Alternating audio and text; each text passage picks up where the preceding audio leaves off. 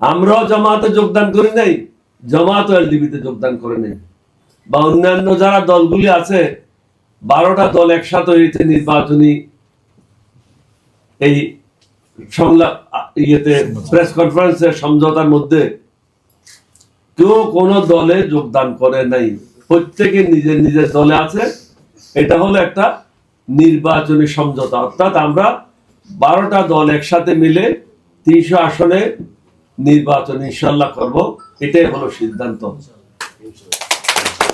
আমি এখানে সকলের অবগতির জন্য আবার পরিষ্কারভাবে বলতে চাই, আমরা জামাতে যোগদান করি নাই, জামাত আমাদের সাথে যোগদান করে নাই। তাদের সাথে আমাদের অনেকগুলি কথার মধ্যে মিল আছে, যার জন্য আমরা তাদের সাথে গিয়েছি। সবাই একমত হয়ে এককভাবে নির্বাচনের কথা হলো। পরের দিন সংবাদ সম্মেলনের জন্য আমি বললাম 11টার সময় করতে হবে। উনি বললেন 11টা না 12টার সময় করেন। আমরা বললাম যে ঠিক আছে, 11টা আর 12টার মধ্যে পার্থক্য কি, 12টার সময় করি। উনি যে 11টার সময় বিএনপি অফিসে গিয়ে যোগদান করবেন, এটা উনি আগের থেকেই ঠিক করে রেখেছিলেন। এই জন্য সংবাদ সম্মেলনটা তিনি 12টার সময় করতে বললেন। আমরা বলেছি ভারতের সাথে আমাদের কোনো বিরোধ নাই, তবে আমরা মোদির গোলাম হিসাবে কাজ করব না, অমিত শাহর গোলাম হিসাবে কাজ করব। বাংলাদেশের জনগণই ঠিক করবে বাংলাদেশে কিভাবে চলবে, দিল্লিতে ঠিক হবে আর ঢাকাতে কাজ হবে। এই ধরনের বেঈমানি মুনাফিকের কাজে আমরা যাব না। বিসমিল্লাহির রহমানির রহিম। মঞ্চে উপবিষ্ট সম্মানিত প্রেসিডিয়াম সদস্যবৃন্দ, আমাদের দলের নেতৃবৃন্দ, সম্মানিত প্রিন্ট মিডিয়া এবং ইলেকট্রনিক মিডিয়ার ভাইয়েরা, আসসালামু আলাইকুম ওয়া রাহমাতুল্লাহি ওয়া বারাকাতুহু। বিগত কয়েকদিন যাবৎ এলডিপি এবং এলডিপির নেতাদের বিরুদ্ধে বিভিন্ন রকম বিরূপ মন্তব্য কিছু লোক করে আসছে। আমরা মনে করেছি সংবাদ সম্মেলনের মাধ্যমে এগুলি জাতির সামনে পরিষ্কার করা এবং সত্য তথ্যগুলি তুলে ধরা আমাদের কর্তব্য। 1 নম্বরে আসেন আমাদের সাবেক মহাসচিব।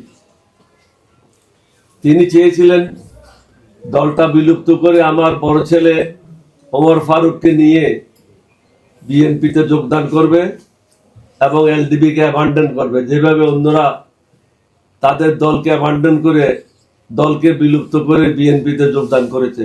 এরকমের একটা ষড়যন্ত্র ছিল। আল্লাহর মেহেরবানি, আমার নবীজির দয়ায় আমরা রক্ষা পেয়েছি। আমার অনুপস্থিতিতে আমি যখন চট্টগ্রাম ছিলাম, তখন আমাদের প্রেসিডিয়াম সদস্যরা ওনাকে রিকোয়েস্ট করলেন যে একটা প্রেসিডিয়ামের বৈঠক হওয়া দরকার, কারণ ইলেকশনের দিন সন্নিকট আসছে, আমাদেরকে সব জিনিসগুলি ঠিকঠাক করতে হবে। তখন আমি সাবেক মহাসচিবের সাথে কথা বললাম, ওনাকে বললাম যে আপনি আমার পক্ষ হয়ে সবাইকে নিয়ে একটা প্রেসিডিয়াম সদস্যের মিটিং করেন।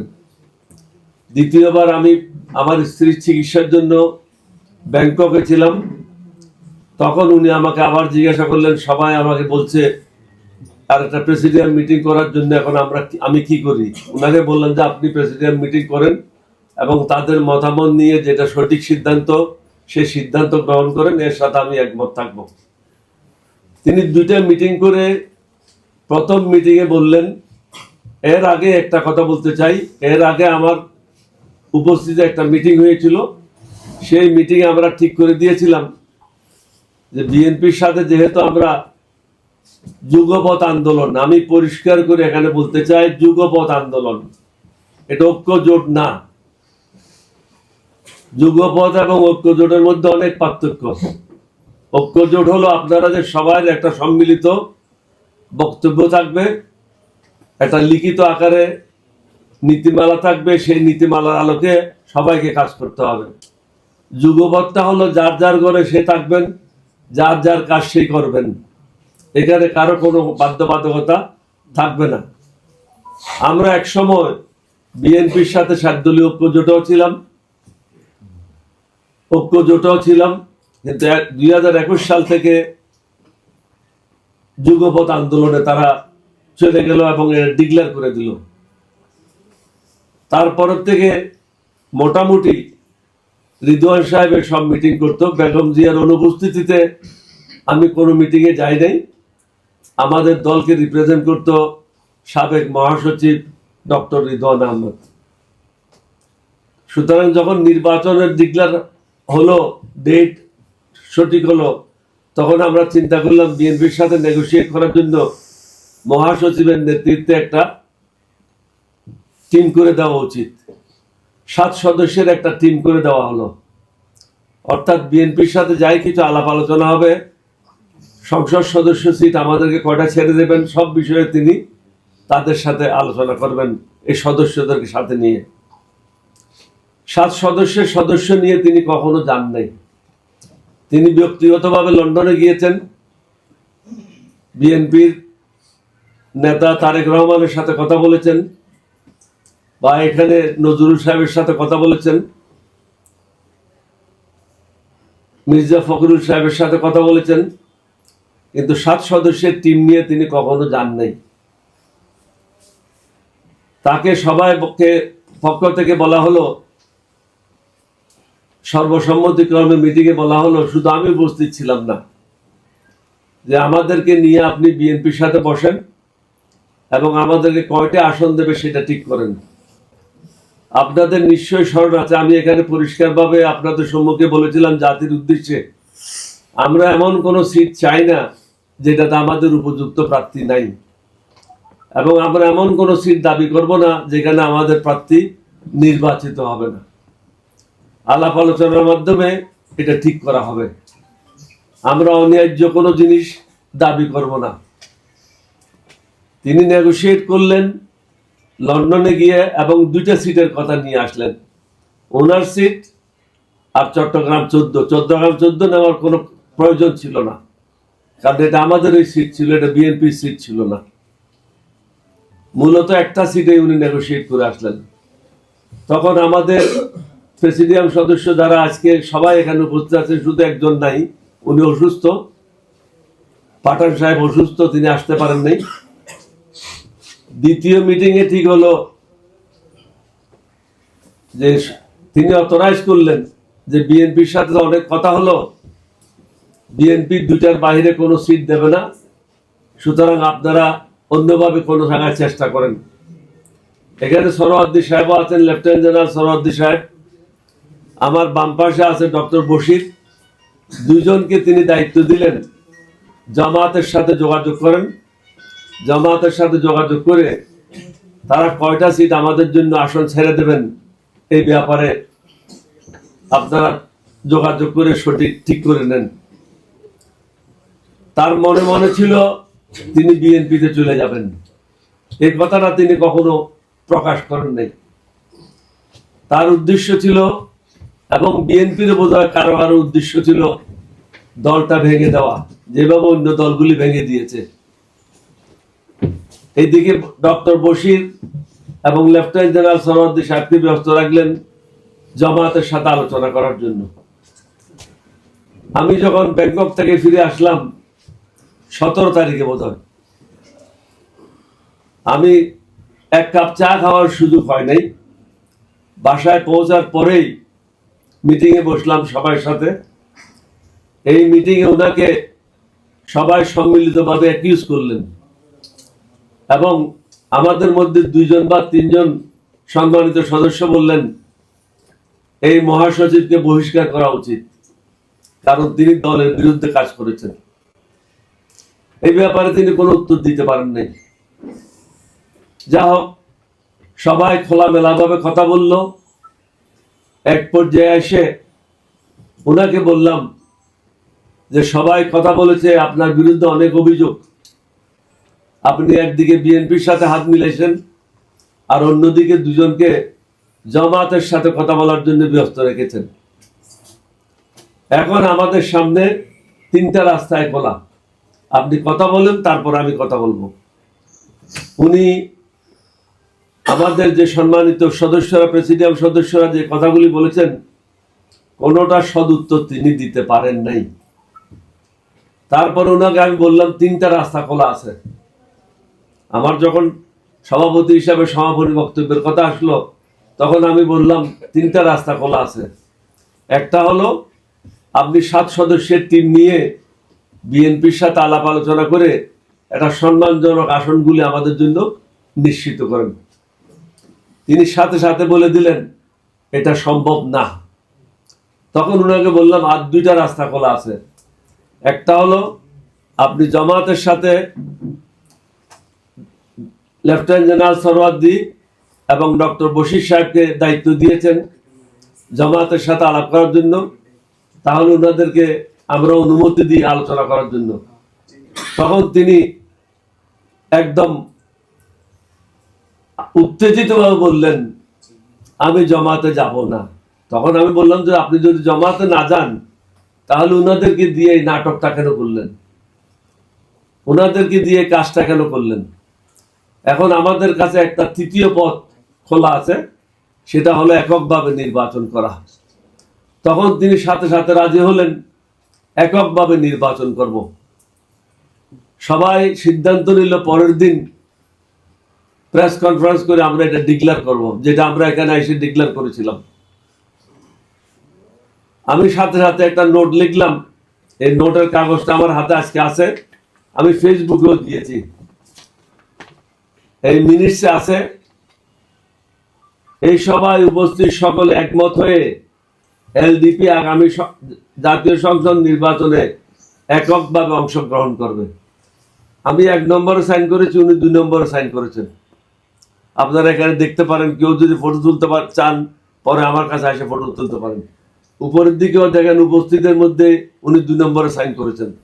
অর্থাৎ এককভাবে নির্বাচন করার পক্ষে উনি মতামত দিয়েছেন। আমাদের মধ্যে অনেকের মধ্যে দ্বিমত ছিল, সবাইকে আমি অনুরোধ করলাম এটাই আমরা করি। উনি যখন এটাই চাচ্ছেন চলেন আমরা একমত থাকি। সবাই একমত হয়ে এককভাবে নির্বাচনের কথা হলো। পরের দিন সংবাদ সম্মেলনের জন্য আমি বললাম 11টার সময় করতে হবে। উনি বললেন 11টা না 12টার সময় করেন। আমরা বললাম যে ঠিক আছে, 11টা আর 12টার মধ্যে পার্থক্য কি, 12টার সময় করি। উনি যে 11টার সময় বিএনপি অফিসে গিয়ে যোগদান করবেন এটা উনি আগের থেকেই ঠিক করে রেখেছিলেন। এই জন্য সংবাদ সম্মেলনটা তিনি 12টার সময় করতে বললেন। তারপরে আমি ওনাকে বললাম আমার শরীর যেহেতু অসুস্থ, আপনি মেহরবানি করে কালকে সংবাদ সম্মেলনটা করেন। তখন উনি বললেন না স্যার, আপনাকে সংবাদ সম্মেলনে উপস্থিত থাকতে হবে। আমি ঠিক আছে, সবাই যদি চান আমি অসুস্থ শরীর নিয়ে সংবাদ সম্মেলনে উপস্থিত থাকব। পরের দিন আপনারাও প্রশ্ন করেছেন, আমরাও দেখলাম উনি সংবাদ সম্মেলন করে এক পাশে আমির খসরু সাহেব আর এক পাশে মির্জা ফখরুলকে নিয়ে উনি বিএনপিতে যোগদান করলেন। আমাদের কোনো আপত্তি নেই। একটা রাজনৈতিক নেতা সে যদি তার নিজের সুবিধার জন্য কিছু পাওয়ার জন্য কোনো রাজনৈতিক দলে যেতে চায়, এটা সম্পূর্ণ তার নিজস্ব ব্যাপার। এই ব্যাপারে আমরা হস্তক্ষেপ করতে চাই না। কিন্তু আমরা মনে করি সত্য তথ্যগুলি উঠে আসা উচিত। আমরা যখন 2006 সালে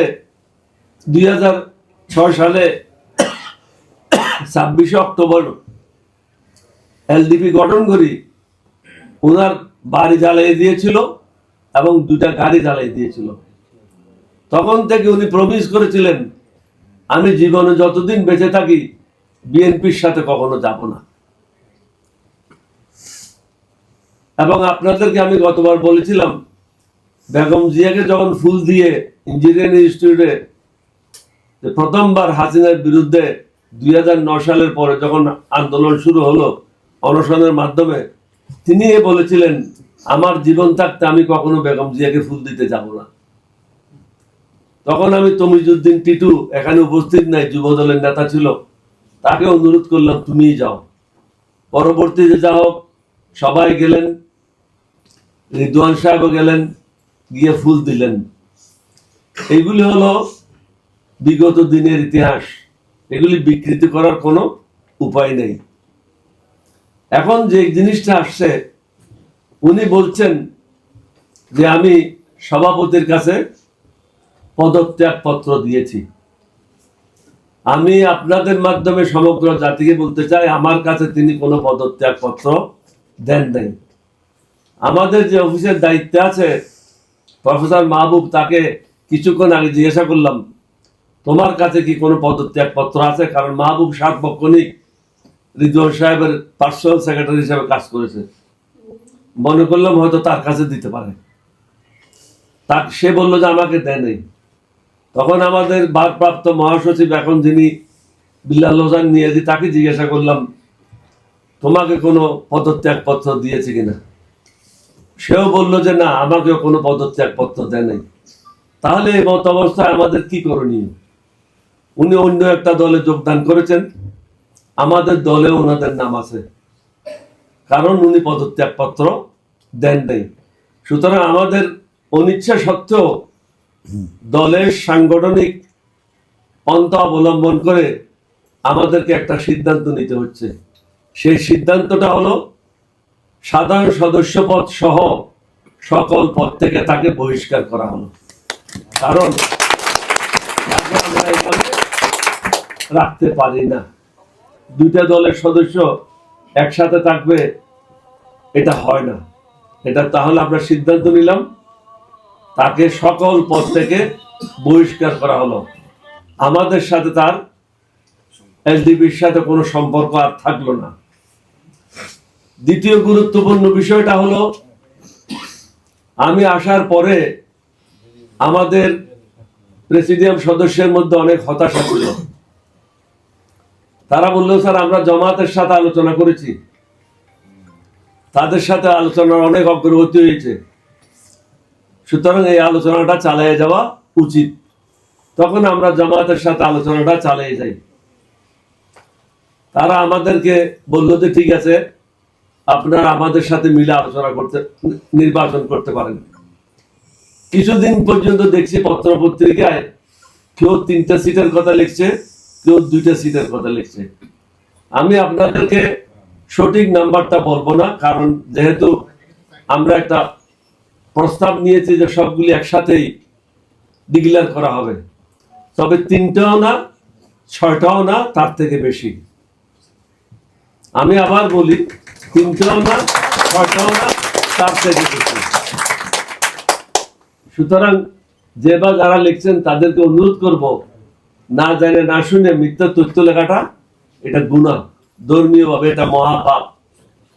জানার পরে আপনারা অবশ্যই লিখবেন, আপনাদের মাধ্যমে তো জাতি উপকৃত হবে। তারপরে কিছু মানুষ আমাদের বিরুদ্ধে গুজব ছড়াচ্ছে যে আমরা জামাতে যোগদান করেছি। জামাতের আমির, আপনারা অনেকে সেদিন ছিলেন, উনি পরিষ্কারভাবে বলেছেন এটা একটা নির্বাচনী সমঝোতা, তবে শক্তিশালী সমঝোতা। উনি এই কথাটা 2বার রিপিট করেছেন। আমরাও জামাতে যোগদান করি নাই, জামাত এলডিপিতে যোগদান করে নেই, বা অন্যান্য যারা দলগুলি আছে 12টা দল একসাথে হয়েছে নির্বাচনী এই প্রেস কনফারেন্সের সমঝোতার মধ্যে, কেউ কোন দলে যোগদান করে নাই, প্রত্যেকে নিজের নিজের দলে আছে। এটা হলো একটা নির্বাচনী সমঝোতা, অর্থাৎ আমরা 12টা দল একসাথে মিলে 300 আসনে নির্বাচন ইনশাল্লাহ করব, এটাই হলো সিদ্ধান্ত। আমি এখানে সকলের অবগতির জন্য আবার পরিষ্কারভাবে বলতে চাই, আমরা জামাতে যোগদান করি নাই, জামাত আমাদের সাথে যোগদান করে নাই। তাদের সাথে আমাদের অনেকগুলি কথার মধ্যে মিল আছে, যার জন্য আমরা তাদের সাথে গিয়েছি। সেটা হলো কি, আপনারা যদি আমাদের গঠনতন্ত্র পড়ে থাকেন, আমরাই বাংলাদেশে প্রথম আমরা বলেছি বৈষম্য মুক্ত সমাজ গঠন করতে চাই, যেটা 18 বছর পরে আন্দোলন হচ্ছে। এটা কোন রাজনৈতিক দলের মধ্যে এই কথাটা তাদের গঠনতন্ত্রে লেখা ছিল না। আমরা চাই চাঁদাবাজ মুক্ত সমাজ, মাদক মুক্ত সমাজ, সন্ত্রাস মুক্ত সমাজ, দুর্নীতি মুক্ত সমাজ, এবং গরিব মেহনতি মানুষের জন্য কর্মসংস্থান সৃষ্টি করা, শিশু মহিলাদের জন্য সঠিকভাবে তাদের স্বাস্থ্যের জন্য ব্যবস্থা করা। আমরা মিথ্যাভাবে কারো আশ্বাস দিয়ে অন্যায় কাজ করব না, আমরা যেটা পারবো আমরা সেটা করব। আমরা যদি ইনশাল্লাহ আল্লাহর মেহেরবানিতে নবীর দয়ায় জনগণ যদি আমাদেরকে ভোট দেয়, আমরা বলেছি ভারতের সাথে আমাদের কোনো বিরোধ নাই, তবে আমরা মোদির গোলাম হিসাবে কাজ করব না, অমিত শাহর গোলাম হিসাবে কাজ করব।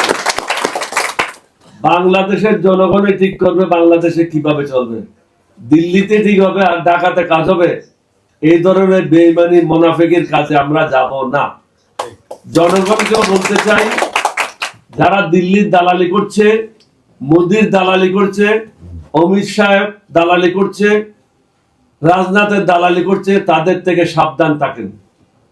কারণ হাসিনা যে কাজটা করেছে, আমরা যদি সেই কাজটা করি তাহলে হাসিনা এবং আমাদের মধ্যে কি পার্থক্য থাকবে? আমরা ভারতের দালাল হিসাবে চিহ্নিত হইতে চাই না।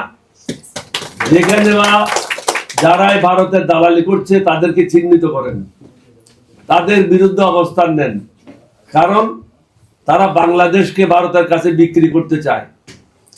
তারা শুধু টাকা, নারী এবং বিভিন্ন লোভে আকৃষ্ট হয়ে ভারতের কাছে আত্মসমর্পণ করেছে।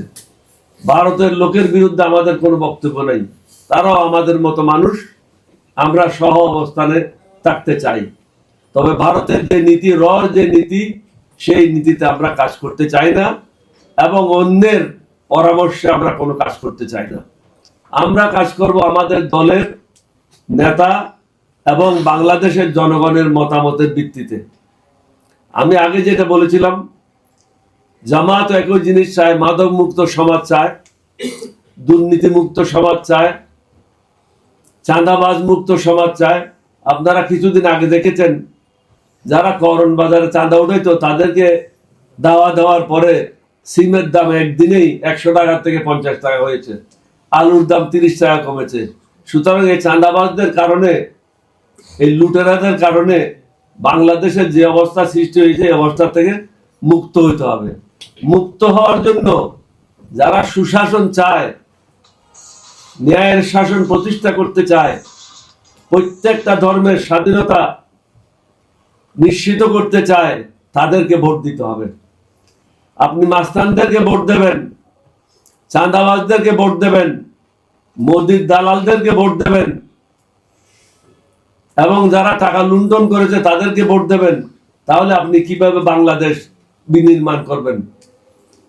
বাংলাদেশে যে সমস্ত রাজনৈতিক দল আছে, যাদের রাজনীতি নিষিদ্ধ করা হয়েছে, আমরা কারো বিরুদ্ধে না, আমরা শুধু যারা দেশের সম্পদ লুণ্ঠন করেছে তাদের বিরুদ্ধে। যারা নিরপরাধ তাদের বিরুদ্ধে আমাদের কোনো অবস্থান নাই। তাদেরকে আমরা বলবো, যারা নিরপরাধ যেই দলের হোক না কেন, তারা আমাদের সাথে মিলেমিশে কাজ করতে পারেন, আমাদের কোনো আপত্তি নেই। কারণ আমরা চাই একটা জাতীয় ঐক্য গড়ে তোলক, একটা জাতীয় ঐক্য গড়ে তুলে বাংলাদেশকে আমরা এগিয়ে যেতে। শুধু দালালদেরকে বিচ্ছিন্ন করেন, মোদির দালালদেরকে চিহ্নিত করেন, রয়্যাল দালালদেরকে চিহ্নিত করেন, তাদের বিরুদ্ধে অবস্থান নেন।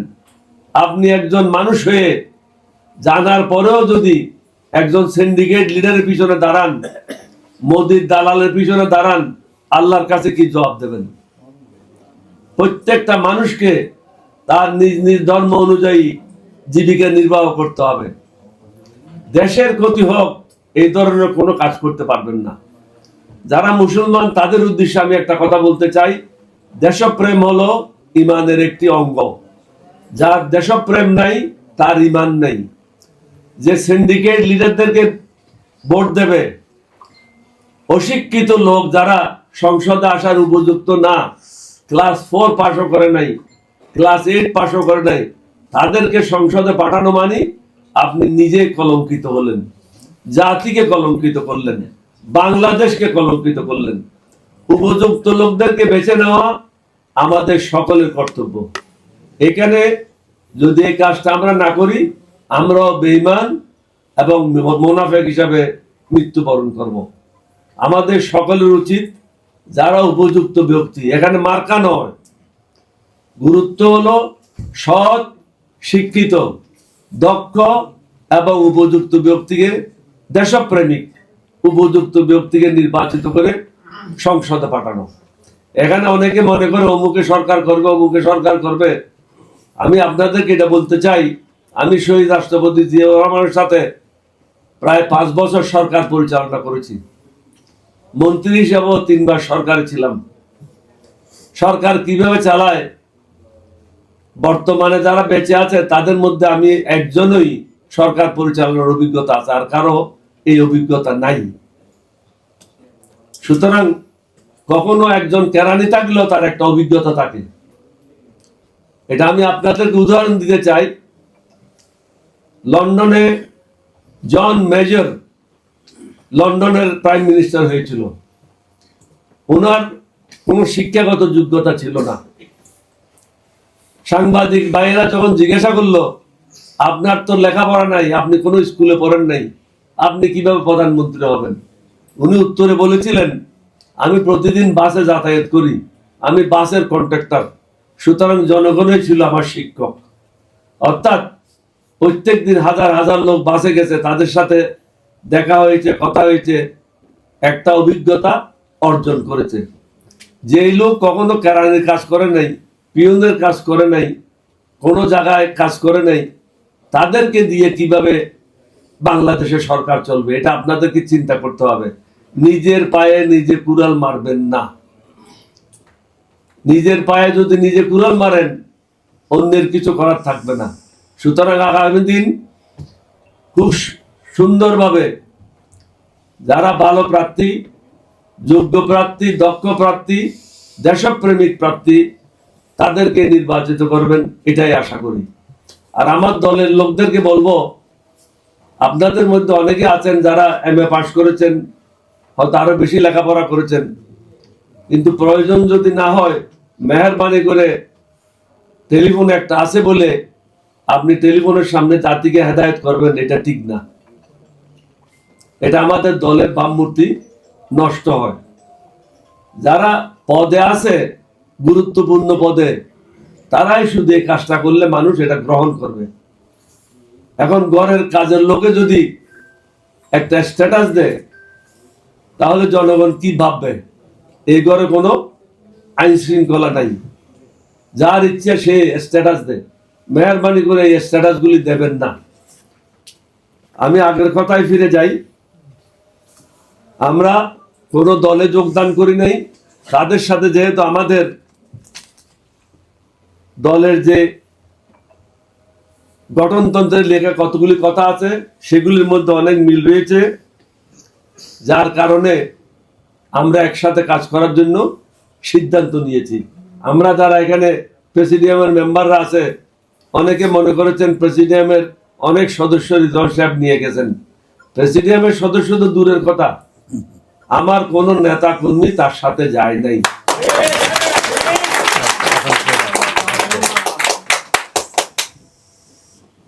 আমি মনে করি যার ঈমান আছে,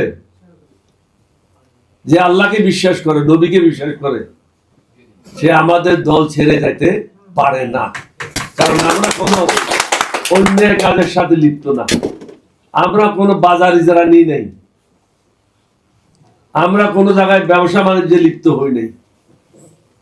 আমাদের একমাত্র কাজ হলো নিজের যেটা হালাল রোজগার আছে সেটার মাধ্যমে নিজের জীবিকা নির্বাহ করা, পরিবারের জীবিকা নির্বাহ করা এবং মানুষকে সাহায্য করা, যেটা আমি করে আসছি বিগত 50 বছর যাবত।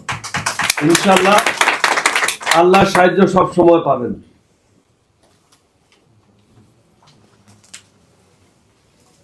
সিটের কথা তো আমি বললাম, 3টাও নয়, 6টাও নয়, তার থেকে বেশি। সুতরাং এখানে মেহরবানি করে ভুল তথ্য দিয়ে জনগণকে বিভ্রান্ত করবেন না, আমাদের দলের নেতা কর্মীদেরকে বিভ্রান্ত করবেন না। আমরা সঠিক রাস্তায় আছি। যারা সুশাসন কায়েম করতে চায় তাদের সাথে আছি, যারা ন্যায়ের শাসন কায়েম করতে চায় তাদের সাথে আছি, যারা সমাজ থেকে সকল প্রকার অন্যায় উচ্ছেদ করতে চায় আমরা তাদের সাথে কাজ করছি। এখানে আমরা কোনো কেউ যদি অন্যায় কাজ করে সেটার প্রতিবাদ করব। এই সমঝোতার মধ্যে আমরা নির্বাচিত হয়ে ইনশাআল্লাহ আসলে আমাদের দলের সদস্যরা, তাদেরকে আমি বলবো কেউ যদি অন্যায় কাজ করে সেটা এই সমঝোতার দলের মধ্যে যে কেউ হোক এটার প্রতিবাদ করতে হবে। কারণ অন্যায়ের প্রতিবাদ না করা এটা একটা বেঈমানের কাজ, মুনাফিকের কাজ। আল্লাহ রাব্বুল আলামিন এটা হুকুম দিয়েছে, যদি তোমার শক্তি থাকে এটা প্রতিহত করো, প্রতিহত করার শক্তি না থাকলে প্রতিবাদ করো, প্রতিবাদ করার শক্তি না থাকলে মনে মনে তাকে ঘৃণা করো। সুতরাং আমরা যারা চাঁদাবাজ, মস্তান, মদদি এবং নারী লুবি এই ধরনের কোনো ব্যক্তিদের সাথে একসাথে কাজ করব না। আমরা দেশ থেকে এগুলি সব উচ্ছেদ করতে চাই। আমরা একটা সভ্য সমাজ গড়ে তুলতে চাই, যেখানে নারীরা সুন্দরভাবে খোলামেলাভাবে নিরাপত্তার সাথে রাস্তায় চলাফেরা করতে পারবে। তারা আমাদের মা বোন, তারা আর কেউ না। আমাদের ছেলেরা যেন নির্বিঘ্নে লেখাপড়া করতে পারে, তাদের লেখাপড়ার মান আমাদেরকে নিশ্চিত করতে হবে। গরিব মানুষদের চিকিৎসা হচ্ছে না, আন্তর্জাতিক মানের কোনো হসপিটাল নাই। আমরা এটা সিদ্ধান্ত নিয়েছি, বাংলাদেশে অন্তত 3 থেকে 4টি আন্তর্জাতিক মানের হসপিটাল ইনশাল্লাহ আমরা ক্ষমতায় গেলে নির্মাণ করব। আপনাদেরকে গিয়ে বারান্দায় যেন শুয়ে থাকতে না হয় সেই ব্যবস্থা আমরা নেব। জনগণের মঙ্গলের জন্য যা যা করার দরকার, বিশেষ করে অসহায় গরিব মানুষদের জায়গা যেন কেউ দখল করে না নেয়, সেটা আমরা নিশ্চিত করব। দুর্নীতি সকল স্তরে বন্ধ হবে এবং আমাদের যারা নেতারা থাকবে সংসদ সদস্য হওয়ার পরে তাদেরকে শপথ করতে হবে। আমি নিজে শপথ দেওয়াবো যে আমি নিজে দুর্নীতি করব না এবং কেউ দুর্নীতি করলে তাকে দুর্নীতি করতে দেব না। কারণ এখানে আমরা দুর্নীতি করার জন্য এই দল করি নাই। এই দলের সৃষ্টি হয়েছে মানুষের মঙ্গলের জন্য। আমরা সেটা অব্যাহত রাখবো। আমি আবার সকলের উদ্দেশ্যে বলতে চাই, আমাদের মার্কা দাঁড়িপাল্লা না, আমাদের মার্কা হচ্ছে ছাতা। সুতরাং মেহরবানি করে আমাদের বিরুদ্ধে অপপ্রচার বন্ধ করেন, না হলে আল্লাহর পক্ষ থেকে শাস্তি নেমে আসবে। কারণ যারা মিথ্যা কথা বলে তারা আমার রসুলের উম্মত না। এটা আমার রসুল বলেছেন, আমি বলছি না। আমার রসুলের কথাটা আমি বলছি। মিথ্যাবাদীদের কোনো জায়গায় এলডিপিতে হবে না, মুনাফিকের কোনো জায়গায় এলডিপিতে হবে না, বেঈমানের কোনো জায়গায় এলডিপিতে হবে না। কি পাবো কি পাইলাম না সেটা বড় কথা না। বড় কথা হলো নিজ নিজ জায়গা থেকে মানুষের সেবা করে যাব। আল্লাহর রাস্তায় থেকে নিজ নিজ ধর্ম অনুসারে ধর্মীয় অনুশাসন অনুযায়ী কাজ করব, আল্লাহর কাছে প্রার্থনা করব। এটাই আমাদের লক্ষ্য। এই কথাগুলি বলেই আমি আমার কথা শেষ করতে চাই। আপনাদের যদি কোনো প্রশ্ন থাকে অবশ্যই আমি উত্তর দিতে প্রস্তুত।